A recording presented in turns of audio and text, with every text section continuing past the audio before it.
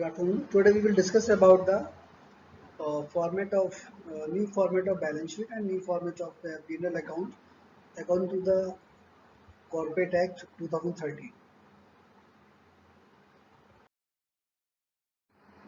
For making the balance sheet, for making the P&L account, it is required to know the concepts of journal entry as we discussed in the previous lectures, and also student must know about the identification of each and account which transaction comes under which account, personal, real, nominal, and which item comes under profit and loss account or balance sheet.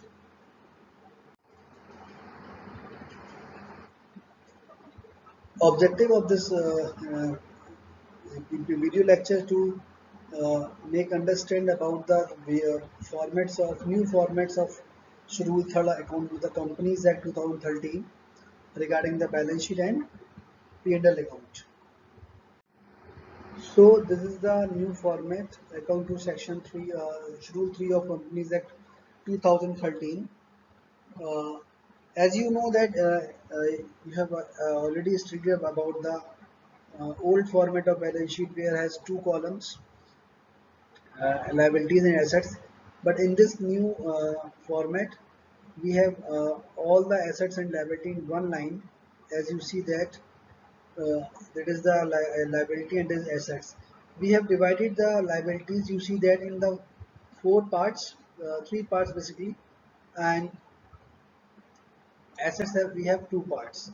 So first we see that uh, first major heading under the liabilities, equity and liabilities, in which we have first part is shareholder funds. Shareholder funds, in the shareholder funds we have share capital. Share capital we have include authorized share capital, paid up capital, subscribed capital, and second heading is reserve and surplus. In the reserve and surplus we mention about the surplus, or surplus, or we can say profit and loss, and in the reserve we mention the all the reserves regarding the general reserve and capital reserve, equity capitalization reserve, sinking reserve, dividend capitalization reserve, and all other reserve we mention in this column. In the second column, the second major heading is non-current liabilities. Non-current liability means which is non-current nature, or we can say which is the long-term in nature. We include major two things: long-term loans and long-term borrowings. What we what the company take loans in the for the long run from banks or financial institutions, that comes under the non-current liability, or any long-term provisions for making for the long-term period we mentioned here. And third column is current liabilities. In the current liability we include the short-term borrowings, short-term loans, other current liabilities, and short-term provisions. So basically liabilities, loans, and provision for short term are mentioned here. Trade payables includes two things. Trade payables means creditors and bills payables. Creditors also for the short term, bills payables are also for short term.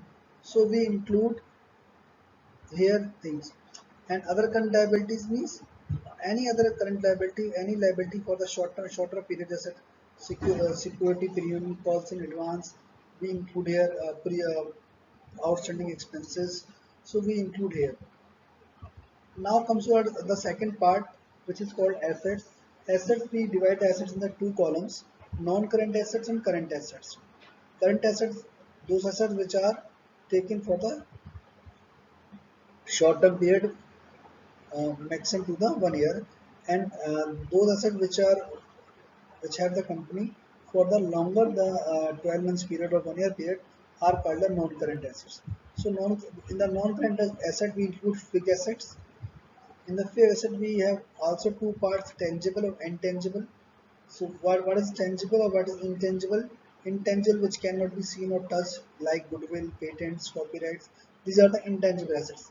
And tangible, which can be touched and seen, like anything. All the fixed assets are the tangible assets. Tangible assets like building, machines.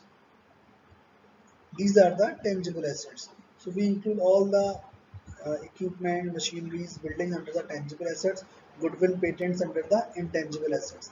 Non-current investments means those investments which are made by the company and company is earning from that investments. It is also called the loans and advances. These are those loans which is provided by the company to the any other company or any other public. So these are the long-term investments or non-current investments, and any other loans and advances which are issued by company for the long term and company is gaining some dividend or dividend or interest. The company giving loan to any financial institution or any company. In that case, company is earning interest on that loans. Or if the company do any type of long run investments, company is earning the dividend. So these are the long run non-current investments and long-term loans and advances. Another major heading is current assets. Current assets, which those assets which have a 12-month or 1 year time period, just like closing stock, inventories, trade receivables means debtors plus bills receivable. Short-term loans and advances.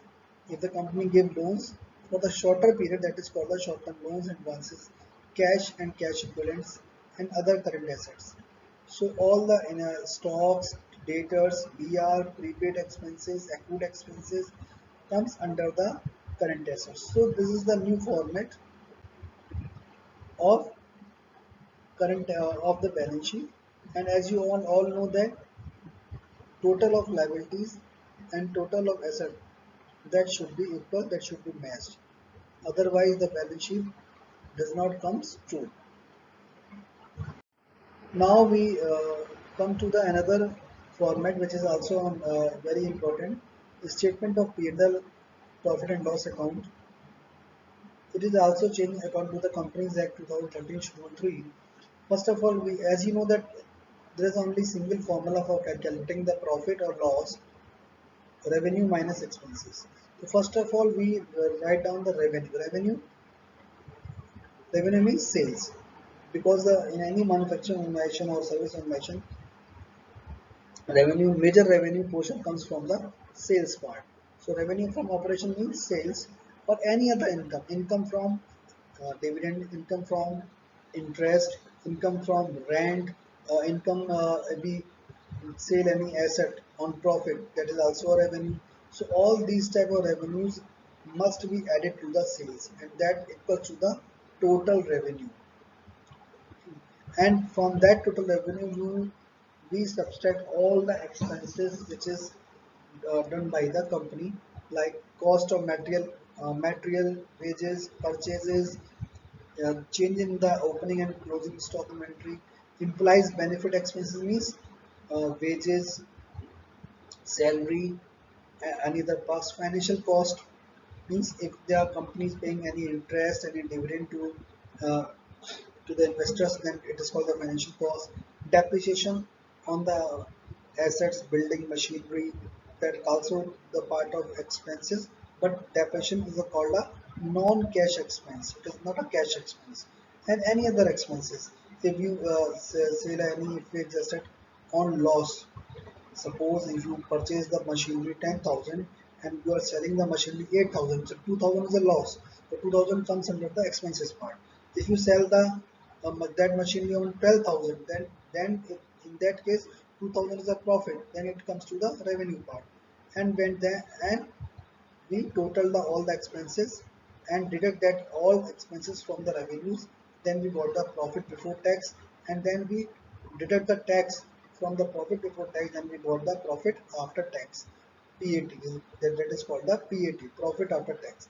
And if we divide that PAT from number of equity shareholders, then we get the EPS, earning per share.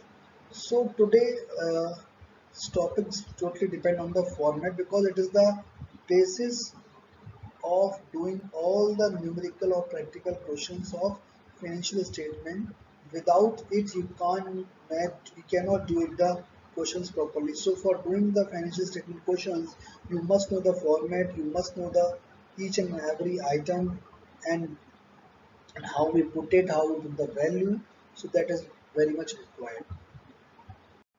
There are the references where we put the formats. There is the legal disclaimer. Okay, thank you.